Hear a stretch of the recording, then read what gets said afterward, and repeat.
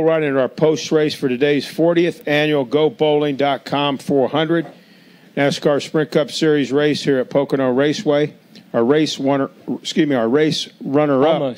is Jeff Gordon. Could you fix that last caution for me? I tell you, Jeff, the race runner-up is Jeff Gordon. He drove the number 24, drive-in Hunger Chevrolet, and certainly, Jeff, as you alluded to here right now, you had that race in your grasp there. That last caution came out, and certainly it was tough to overcome the 5 car. He had a great run on you there. Yeah, he was super fast all day. Those guys, they deserved and earned that win today. We had them though. We certainly had the position. We got a good restart, and I'm pretty disappointed that I allowed them to get to the outside of me down in 1, and that's the advantage that you have of being second. Just like the restart before that, I had a little bit of an advantage by being in second to get position on him, and I thought that last one that I did everything I needed to do. And I looked in my mirror, and I really thought that the inside lane got a good run on Casey. So I thought, all I need to do is get in here and get the bottom, and I'll be good. But, man, he got a killer run and blasted up on the outside of me, and it caught me by surprise, I'll be honest. And in that case, in that scenario, it just kills your momentum. So I feel fortunate to finish second. I feel like we had a great day all in all, and very proud of that, and something we can build a lot of momentum on. And, I'm frustrated right now because we had a shot at it, and we know how important wins are. But second is a great points day for us as well. 9th in points right now, Jeff. We'll take questions for Jeff Gordon. If you have one, raise your hand. We'll get to the mic. I think there's one in the press box. Go ahead, press box, if you can. Reed Spencer with NASCAR Wire Service. Jeff, you alluded to this, but as we saw in the truck race yesterday and to a large extent today, being the leader on the restart didn't seem to be an advantage. Could you just comment on that a little bit? Yeah, the bigger the rear spoilers get on the vehicles, cars, trucks, the bigger hole you're punching in the air, and the easier it is for guys to get runs either behind you or stall you on the outside. But that wasn't necessarily the case today for me in that last restart. I got a good restart. I think I caught him off guard. I took off a little early maybe. It was questionable. But yet I got up in front of him and did what I felt like I needed to do, but obviously that wasn't the case. So, once he got to the outside of me, then that same scenario and aerodynamics really stalled the car out and put me in a bad position going into the tunnel turn, and I really just kind of had to give it up at that point. The caution before that, I was able to get the run and be the car that was in a better position, and he did a great job. That's all you can say. Come downstairs. Go ahead, Nate. Nate Ryan, USA Today. Kurt Busch, come on up here and have some fun with me, man. Come on, your name's Kurt right Busch, here. the birthday boys. Your name, absolutely. Let's celebrate. That's right. Happy birthday. Go ahead, Nate, and then we'll hear from Kurt. Okay. Go ahead. Yeah. Nate Ryan, USA Today Sports. For Jeff, kind of following up on what Reed was asking, Casey chose the outside on the restart prior to that, and I think most guys were choosing the outside all day long. Was that just not even a consideration for you, though, because you had taken the lead by being on the inside, and choosing the outside wasn't even given? I was terrible on the outside all day. The outside is good if you have the run on the exit, but I was having so much trouble getting in the corner on the outside that I was more afraid of losing it that way. My goal was to get a good restarting, have the lane to myself, which I did. Now looking back on it, I probably would have rather put him on the inside. If I'd known I was going to get that good of a restart, I think I would have rather put him on the inside, and then I don't think he could have got to the outside of me. So it doesn't matter. You'll go through that a million. I'll go through that a million times. I've given away a lot more races than I've won. So whether it's restarts or whether it's, I've missed shifts here before. So I'm happy that we were in position. I'm bummed that it didn't work out the way it did. I'll try to do it better the next time, and hopefully it works out. Let's now hear also from our third-place finisher in today's race, and that's Kurt Busch. He drove the number 78 Furniture Row Denver Mattress Chevrolet to a fine showing here today. And Kurt, congratulations on a good performance. Kurt's 13th place, but he's only 11 points out of that top 10 position. So it gets very interesting now with 5 to go before we set the chase field. Kurt, congratulations. Thanks, Kerry. It was definitely a run that we were able to close the chapter, so to speak, on having little problems here or little problems there. And what I mean by that is we executed really well today with pit strategy, the pit stops, 2 tires, 4 tires, and to be in position at the end. We even, when the 48 had their trouble and hit the fence and threw debris out on the track, we were even able to get into the pits before they closed them and get some tires on the car. And so that's just Todd Berry, our heads-up call. The way that we made changes to the car, it just seems like the team is flowing really well. And I'm excited for this portion of the season because we now get to go back to all these tracks a second time, and we have fresh notes of working together on this Furniture Row Chevy team. And what I'm happy about is that this group of guys, we're small, but we can shoot from the hip a lot and make up a lot of ground by being aggressive with going back to a track a second time, knowing exactly what we did wrong the first time around. So even though we didn't win, I feel good about this third-place finish. And even though we didn't gain points, this was a championship effort type day. Questions now for Jeff or Kurt. Raise your hand if you have one, please. Bob, right here. Bob Hocker, Sporting News. Jeff, Casey was told something on his radio before that last restart, or next to last restart, that that him and you had different second gears. What's the reason for that? Because I wanted the one that I had, and he wanted the one that he had. I mean, NASCAR's given us the flexibility to play around with second and third gear. We shift here, and that's probably why. And so, we felt like we were getting beat on the restarts the last time we were here. So we, as a company, we adjusted that, and they went a little further than we did.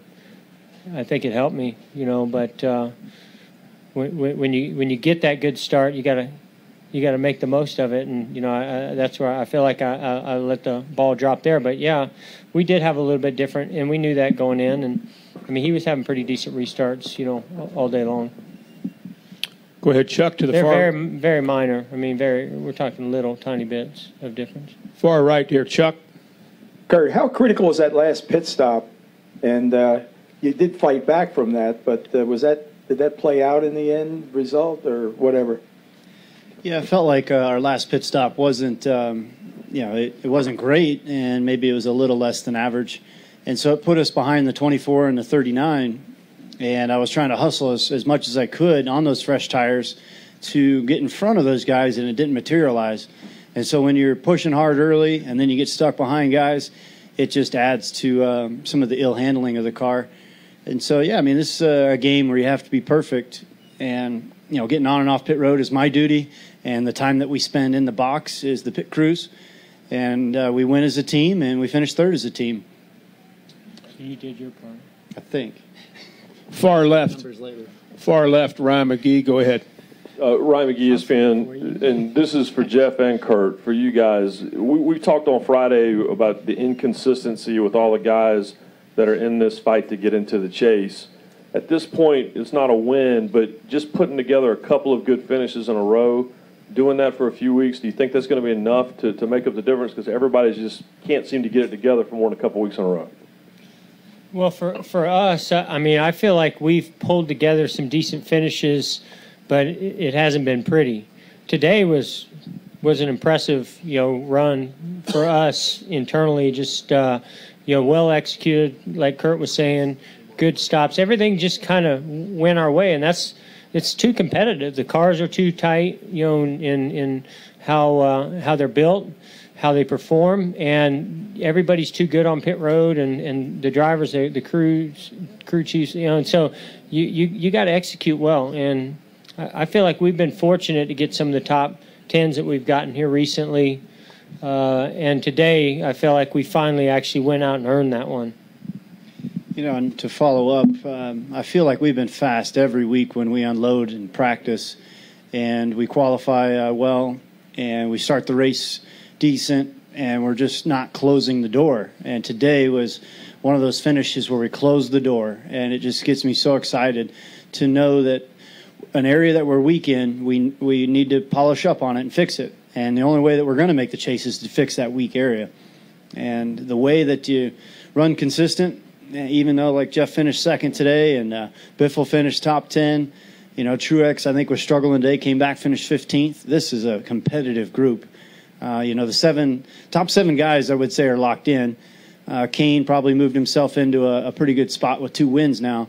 But there's still a lot of seesaw going on with guys like Biffle with 1 win, Stewart with a win, Truex with 1 win, and then me and Jeff are winless, but here we are finishing second and third, so it's tight.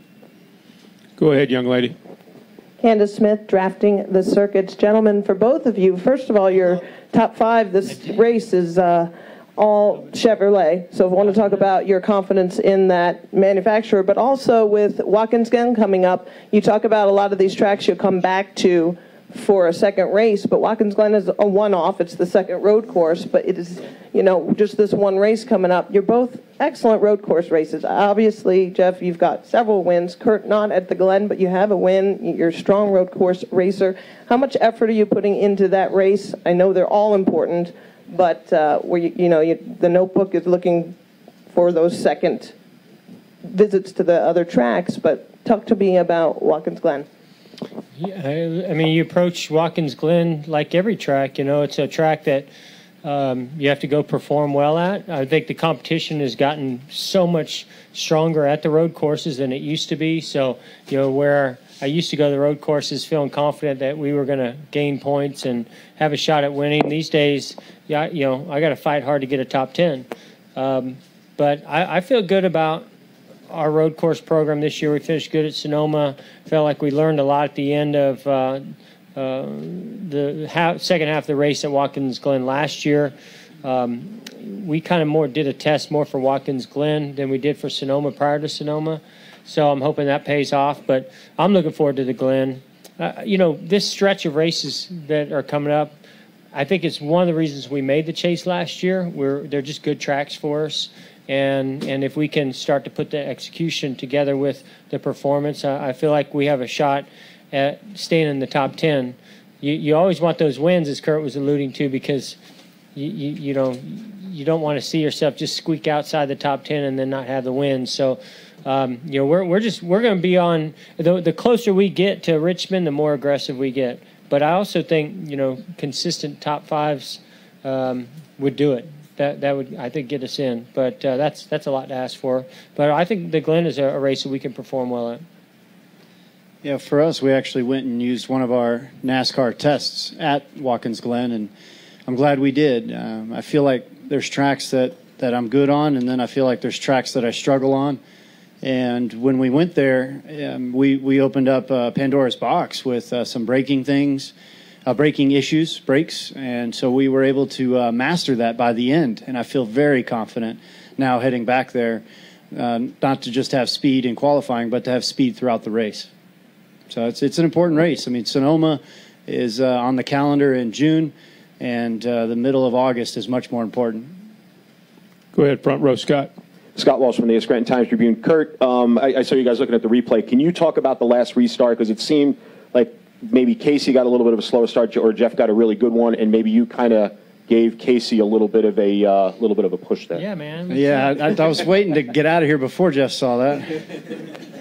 The way it all turned out is Jeff just caught Kane sleeping, and I've seen Kane struggle a little bit on some restarts, and when he did, he slipped the tires at least twice, and then when he shifted to third gear, it was all wrong again. And I hesitated. I mean, my front bumper hit his rear bumper, and the only option I had at that point was to push.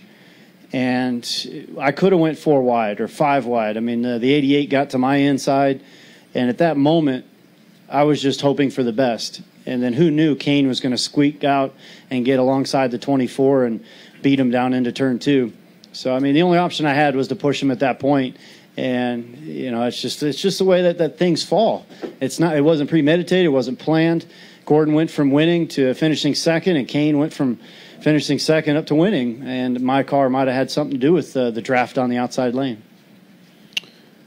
Go ahead, back over here to Bob. Bob Parker, Sporting News. Kurt, if the fan vision is right, you're up to 13th, 11 points out of 10th. If you top 5 the rest of the way or top 10 the rest of the way, do you feel like you'll make the chase? We just need to have nice, smooth races and execute just like today. What's amazing is we finished 14th last week and gained 1 point. We finished 3rd this week, and we gained 2 points. So it's so tight. When you're running against Jeff Gordon, a 4-time champion, Kozlowski, a champion from last year, is in this mix. Bitful is strong. Truex won earlier at Sonoma. This group of guys are all chase material. And for us, we're just putting the blinders on, worrying about the 78. And I'm just excited to go back to these tracks a second time and execute with the mistakes we made the first time around. Go ahead, Nate. Nate Ryan, USA Today. For both of you guys, Chevrolets sweep the top 5 today. They were, you guys, I think Chevys had 6 of the top 7 at Indy. These are tracks usually that are pretty indicative of how you guys run it at the big speedways. Is the difference that pronounced? The Chevrolet seem to have that much of an edge at this point in terms of horsepower and everything? I've never driven a Ford or Toyota, so I don't know. Hang on, let me answer that. I've driven them all. Yeah, go for it. No, go ahead. I mean, not driving those, I don't know. I know we're making great power at Hendrick, so I'm very happy with my horsepower. I think that our cars, are really good right now as well. Chevy certainly contributes to that in their research and development and how they work with the teams. But, I know 3 of those top 5 were Hendrick cars, so. I think the Hendrick car, and I know Jimmy had an issue. I think he would have finished in the top 5 too. So Hendrick cars last week and this week were pretty strong.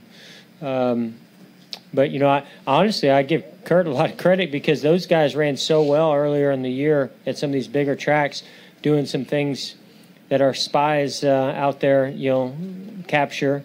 And we had to go to work because, we were getting beat by some things that we weren't trying and doing.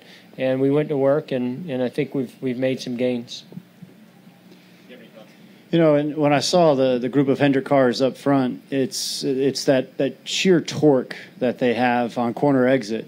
I had the chance to drive the Phoenix Racing Chevy, and it might not have had 100% effort. And what I mean by that is they didn't go to the chassis dyno a lot, so some of the power might have been lost in the drivetrain. But to experience the low end torque. It shows up here every time you have a corner exit, turns 1, 2, and 3. And the Hendrick power just has great power on the low end. I think where I am with the ECR engine and Childress's group, they have great top end. And that shows when we unload and the track is fast and we keep the RPMs up. And so there's just a little difference, and that's just a little difference in Chevys versus the Fords. And, the Toyotas, the first time here, were detuned a little bit. So we were able to take advantage of that the first time. But overall, the Hendrick guys last week, I mean, there was, 4 out of the top 5. It's a combination that when they start rolling, it's a tough steamroller to slow down. Go ahead, sir. Jeff, when you took the lead from Casey coming off the restart, that was great racing. How hard is it, how fun is it to go 2 wide all the way around this track? It's not something I recommend, but it was necessary at the time. Be honest, I got a good restart on him on the inside, and I was able to pull in there and get even with him into 1. But then I tried to roll around the bottom to get a good shot off, and he slipped. And I was pretty surprised I was able to actually get to his left rear, and by catching him where I did, sort of like he did with me, it just stalled him out, and I had a good run going into the tunnel. I was pretty aggressive through there to hold the position because I thought if I could get underneath them or stay underneath them going into 3, seemed like the inside was the preferred line. The outside was pretty slick, and that was the case. He kind of had to give it up to me when we got to 3. So, I was driving as hard as I know how to drive once I got in front of him and when I was up beside him. But at the same time, he's your teammate. He's a good friend of mine. And, last thing I wanted to do was wreck either one of us as well. But he was fighting hard. I was fighting hard. And, it was fun. You know, when it all ends up like that and you're the leader, it's a lot of fun. I didn't want to see that last caution, that's for sure. He was better than me. He was going to catch me. Whether he could have passed me, I'm not sure.